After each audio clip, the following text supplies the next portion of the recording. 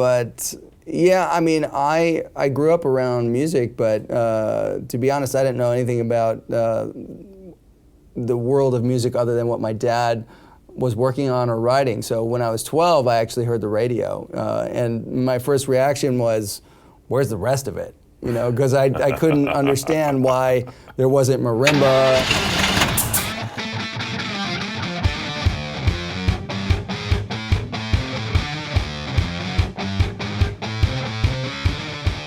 It's your Uncle Joe's Garage, outfitted by California Car Cover. Special guest today, Dweezil Zappa. How you doing? Welcome. Thanks. Thanks for I'm having me. really glad you're here today. Appreciate it. Thanks. You've been involved in music your entire life. Pretty much. I was playing your father's first albums on the radio. Probably couldn't get away with it today. Cover My I don't know Daughter why in that Chocolate is. Syrup. And Yeah. Well, that's a great tune. You're talking about brown shoes don't make it. There you go. That particular song is like a very twisted high school musical or something. That's maybe why it appealed to us at that point in time. Now, your own band, you've just finished another round of Zappa Does... Zappa Plays Zappa, yeah. We just played 101 shows this year. We just finished the other night. Shoo! And in your spare time... Yeah, in my spare time, I've been actually working on this other record of my own that just came out that's called Via Zammata. It's the first record of my own music in 10 years, because that's how long we've been doing Zappa Plays Zappa, 100 shows a year pretty much for the past decade.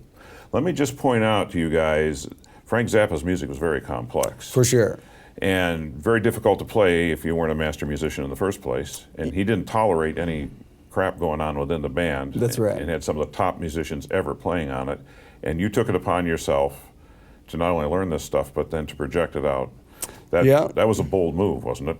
Well, it was basically what was happening was after my father passed, he was being relegated to this kind of really inappropriate location in music history. Okay. They sort of put him in this novelty act category.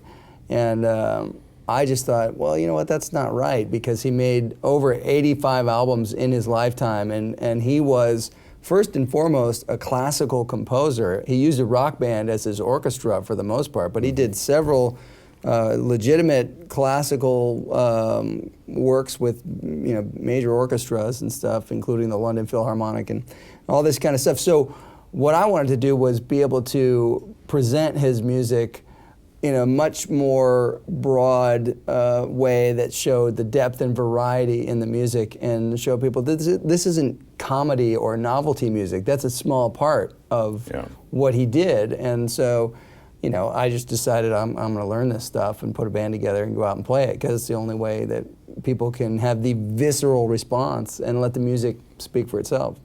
You've been playing since an early age. Didn't Eddie Van Halen produce your first album when you were 10? 12. 12, yeah. Yeah, I'd only been playing guitar for 9 months when we recorded that. Whoa. Yeah, it was a song called My Mother is a Space Cadet. Well, you write what you know. Yeah.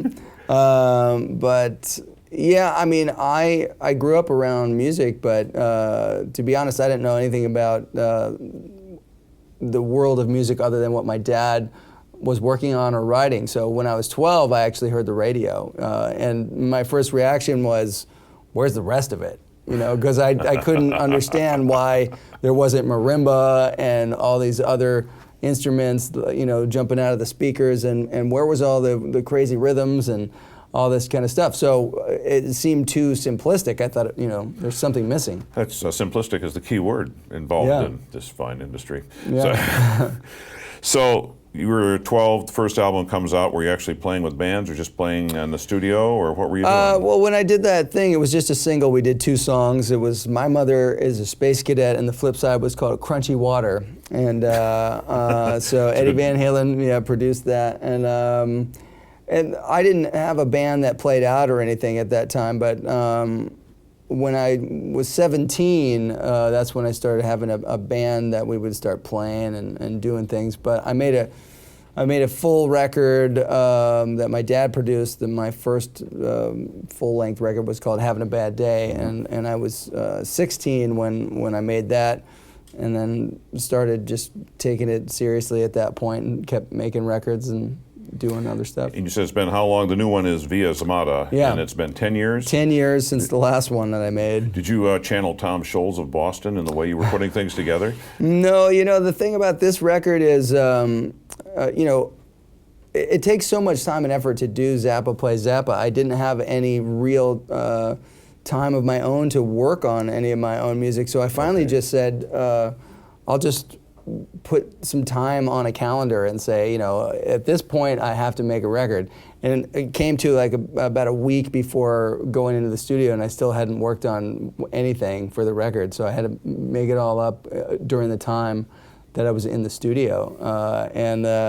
So it's a collection of songs that some of them are actually, I had demoed and made 20 years before, and then I orchestrated them and did other stuff. But what I wanted to do with it was, I had a chance to go to Sicily, where my father's family emigrated from, in this small town in Partinico, Sicily. Wow. And so part of it was that because I had this connection to this thing that sort of puts all the pieces together, I said, well, I want to make a record that kind of does the same thing, where I just made a record that has elements from every style of music that I liked, that made me interested, but also production elements and things that are just from me growing up and getting into music. So I got to work with some different people like Jeff Emmerich, who did all the Beatles records, and so there's all kinds of things, different musicians and different kinds of songs. But what it really is a collection of all of the musical ingredients that make up the reason that I play music. It's like a family album. Yeah, in a way, yeah. So you brought in other guitarists and other musicians as well. I didn't bring in any other guitarists on this one, but I did have the band that I play with, Zappa Plays Zappa, and then I had some other singers and people that came in. But there's strange things on the record. I did a song with John Malkovich, the actor, and I did a song that is a co-write with my dad, the only song we ever co-wrote, which is a song called Dragon Master, which is the only heavy metal song on the record, so it's a preposterous... Somehow that makes sense, that you and Frank would do a heavy metal song. Well, in 1988, he gave me the lyrics to this song. He said, you got to write the music to this, because he just was having a goof on heavy metal. And so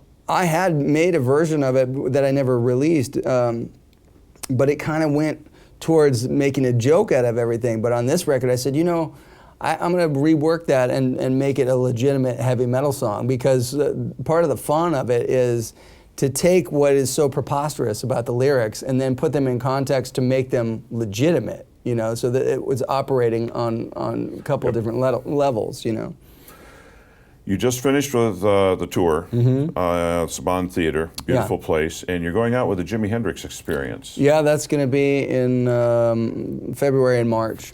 And that, again, features a number of great guitarists. Right. I've been around that several times, and Hendrix's music is something to tackle in the first place. Oh, for sure. Are you planning on taking a very large amplifier with you? You just play the SG through something? I've played the tour a couple of times, and there is so much gear on the stage. Everybody's got a million amps and all that stuff. But I tend to actually bring a system. I tour with a thing that actually is digital modeling amps. It's a thing called an Axe FX, but I used a lot of pedals and things. But what it allows me to do is actually recreate the sound of stuff from the record with very, very pristine detail, like all of the elements, the reverb, the delays, all of these things, down to the very last nuance, and that's what I used to do my dad's music. So I dial in the Hendrix stuff for that, and it sounds like the record. That's cool. That's cool. I know you got to get going, and we're looking forward to seeing you when you roll in with Hendrix Experience. And the new album is out now. It just came out 2 weeks ago. Yep, it's called Via Zammata, and hopefully people will enjoy it. It's mostly like me actually singing a bunch of songs. The guitar is definitely present in everything, but it's just part of the ensemble more than like when I made records before. It was like if it was a picture of the house, the guitar was sitting on top of the house, you know, and it's not inside the house like it is now, you know. So, thank you so much. Thank you. Whoops. Whoa, there you go. Yeah. Is that our theme song on the right out there? Yeah, that's the theme song. We're going to make it really serious right now. Light, isn't that what you say? Yeah. Well, that's in the song Dragon Master. You have to really overpronounce words and add syllables. Like the word light has to have that extra syllable. Lighter. You know, it's very. That just doesn't want to stay there, does it? You know, I've lost my skill as a roadie. If I ever had it in the first place. Yeah. Well, it's a nice guitar here. You know, it's an SG, my preferred instrument.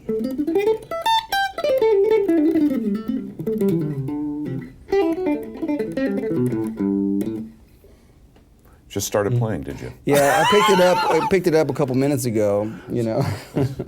Excellent. Yeah. Thank you, Dweezil. Thank you. Appreciate it.